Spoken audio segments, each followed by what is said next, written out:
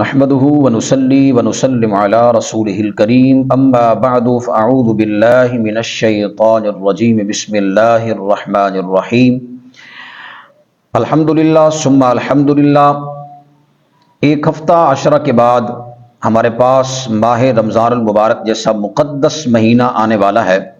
اللہ کریم کی بارگاہ کے اندر سب سے پہلے دعا کرتے ہیں کہ اللہ کریم کما حقہ ہمیں اس مہمان کی قدر کرنے کی توفیق عطا فرمائے۔ آئیے چلتے ہیں قرآن کی طرف کہ قرآن پاک رمضان المبارک کے ماہ مقدس کے متعلق کیا فرماتا ہے۔ رب کائنات نے قرآن کے اندر ارشاد فرمایا، یا ایھا الذین آمنوا، اے ایمان والو، کتب علیکم الصیام، تمہارے اوپر روزے فرض کیے گئے ہیں، صرف تمہارے اوپر نہیں کیے گئے۔ آگے اللہ کریم نے قرآن کے اندر ارشاد فرمایا، کما کتب علی الذین من قبلکم، جیسا کہ تم سے پہلے لوگ گزر چکے ہیں ان کے اوپر روزے فرض تھے، اسی طرح تمہارے اوپر بھی روزے فرض کیے گئے ہیں۔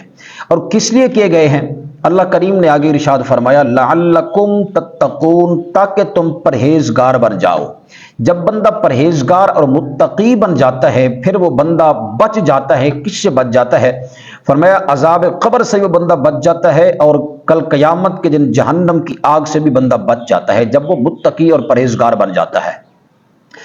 اب نبی پاک علیہ الصلوۃ والسلام کے فرمان کی طرف چلتے ہیں، اور حضور علیہ الصلوۃ والسلام نے رمضان المبارک کے متعلق اور رمضان المبارک کے روزے رکھنے کے متعلق، جو بندہ رمضان المبارک کی قدر کرتا ہے، رمضان المبارک کے روزے رکھتا ہے، حضور علیہ الصلوۃ والسلام نے اس کے بارے کیا ارشاد فرمایا۔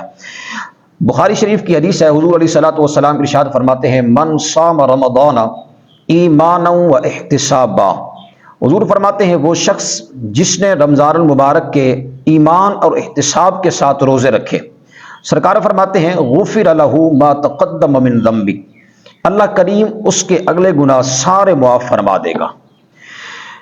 اب دیکھیے حضور امام الانبیاء صلی اللہ علیہ وسلم، آپ کی حدیث پاک ہے، حضرت کعب رضی اللہ تعالیٰ عنہ فرماتے ہیں، حضور کے صحابی رسول ہیں، آپ فرماتے ہیں ہم مسجد نبوی شریف کے اندر موجود تھے، اور حضور علیہ الصلوۃ والسلام تشریف لائے۔ سرکار نے ہمیں فرمایا کہ آپ میرے ممبر کے قریب ہو جاؤ۔ صحابہ کو حضور علیہ الصلوۃ والسلام نے ارشاد فرمایا ممبر کے قریب ہو جاؤ۔ صحابہ فرماتے ہیں ہم ممبر کے قریب ہو گئے۔ جب حضور علیہ الصلوۃ والسلام نے ممبر کے پہلے درجے پر قدم رکھا تو حضور علیہ الصلوۃ والسلام نے فرمایا آمین۔ صحابہ فرماتے ہیں ہم حیران ہو گئے، حالانکہ دعا کے وقت آمین کہا جاتا ہے، دعا کہنے والا، دعا مانگنے والا خدا سے نظر نہیں آ رہا، پر حضور علیہ الصلوۃ والسلام ارشاد فرما رہے ہیں آمین۔ اور دوسرے درجے پر، ممبر کے دوسرے درجے پر جب حضور علیہ الصلوۃ والسلام نے اپنا قدم مبارک رکھا تو پھر حضور علیہ الصلوۃ والسلام نے ارشاد فرمایا آمین۔ جب تیسرے پر قدم رکھا تو پھر حضور علیہ الصلوۃ والسلام نے بھی ارشاد فرمایا آمین۔ حضور علیہ الصلوۃ والسلام نے صحابہ فرماتے میں خطبہ ارشاد فرمایا۔ خطبہ ارشاد فرمانے کے بعد سرکار علیہ الصلوۃ والسلام جب ممبر سے اترے، ہم نے سرکار کی بارگاہ کے اندر ہاتھ جوڑ کر عرض کی، یا رسول اللہ صلی اللہ علیہ وسلم فداک ابی و امی، حضور ہمارے ماں باپ آپ پر قربان ہو جائیں، سرکار یہ بتائیں آج سے ہم نے پہلے کبھی بھی یہ ماجرا، یہ واقعہ نہیں دیکھا کہ آپ نے ممبر پر قدم رکھا ہو اور آمین فرمایا ہو۔ آپ نے سرکار آج آپ نے ممبر پر قدم رکھا اور آمین فرما رہے تھے، میں سمجھ نہیں آئی، دعا مانگنے والا بظاہر نظر تو نہیں آ رہا تھا۔ حضور علیہ الصلوۃ والسلام نے ارشاد فرمایا ابھی میرے پاس جبریل آیا تھا، اس وقت جب میں ممبر پر قدم رکھ رہا تھا جبریل آیا، جبریل نے آ کے دعا کی۔ حضور نے فرمایا جب میں نے پہلی مرتبہ آمین کہی، وہ اس بات پر کہی کہ جبریل امین آ کر دعا کی۔ جبریل نے کہا یا اللہ وہ شخص برباد اور تباہ ہو جائے، حضور وہ بندہ، یا اللہ وہ بندہ تباہ ہو جائے جس بندے نے رمضان شریف کو تو پایا ہو، جس کی زندگی میں رمضان شریف تو آیا ہو پر اس نے رمضان المبارک کی قدر نہ کی ہو، یعنی رمضان المبارک کے روزے رکھ کے، رمضان المبارک کے اندر تراویح نماز پڑھ کے، نماز تراویح پڑھ کے، روزے رکھ کے، قرآن پڑھ کے، عبادت کر کے پھر رمضان شریف کو پایا ہو، اس کے باوجود بھی وہ اپنی بخشش نہ کرا سکا ہو، حضور وہ بندہ برباد ہو جائے، یا اللہ وہ بندہ برباد ہو جائے۔ حضور فرماتے ہیں میں نے اس بات پر آمین کہی۔ اب دوسری بات کس پر آمین کہی؟ جبریل امین نے عرض کی یا اللہ وہ بندہ تباہ ہو جائے جس کے سامنے تیرے محبوب کا نام لیا جائے، جس کے سامنے تیرے حبیب کا نام لیا جائے پھر تیرے محبوب پر وہ بندہ درود پاک نہ پڑھے، درود و سلام نہ پڑھے، یا اللہ وہ بندہ برباد اور تباہ ہو جائے، ہلاک ہو جائے۔ حضور فرماتے ہیں میں نے اس پر آمین کہا۔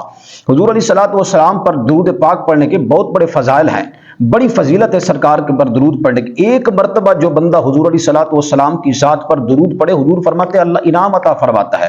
یا رسول اللہ کیا انعام عطا فرماتا ہے؟ حضور علیہ الصلوۃ والسلام نے ارشاد فرمایا جو بندہ ایک مرتبہ میری ذات پر درود پڑھتا ہے اللہ اسے 10 نیکیاں عطا فرماتا ہے، 10 گناہ معاف فرماتا ہے، 10 درجے بھی بلند کرتا ہے۔ یہ ایک مرتبہ درود پاک پڑھنے کی فضیلت ہے۔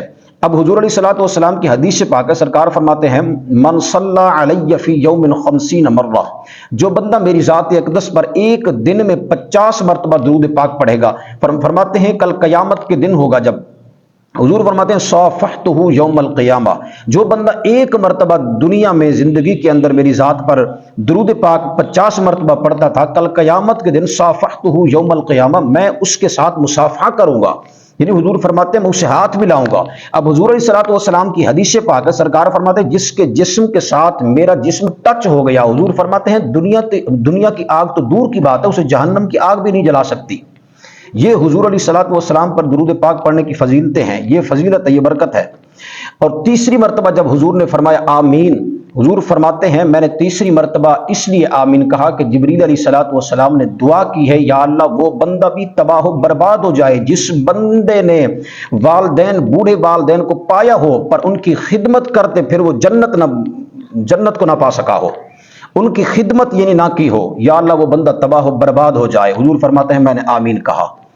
اب بتائیے جس کے سامنے جبریل دعا کرنے والا ہو، حضور علیہ الصلوۃ والسلام آمین فرمانے والے ہوں، اب بتائیے میں آپ سے پوچھتا ہوں دعا کرنے والا جبریل ہو اور آمین فرمانے والے نبیوں کے سردار ہوں، اب دعا کی قبولیت کے اندر کوئی شک رہ سکتا ہے بھلا؟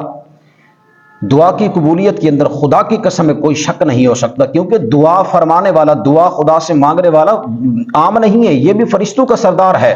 اب جو دعا پر آمین فرما رہے ہیں، آمین کہہ کر سرکار مہر لگا رہے ہیں قبولیت کی، وہ نبیوں کے سردار ہیں۔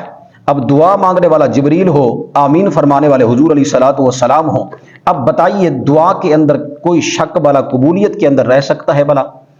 اس لیے اگر رمضان شریف آ گیا ہے، آپ رمضان المبارک کے اندر رمضان المبارک کی کما حق ہو قدر کریں، ہم بھی قدر کریں، ہمیں چاہیے، اور دیکھیں ہم ان کے ساتھ تو نہیں کھڑے جن کے اوپر یہ دعائیں فٹ آتی ہیں، یعنی ہم رمضان المبارک کی قدر کرتے ہیں کہ نہیں کرتے؟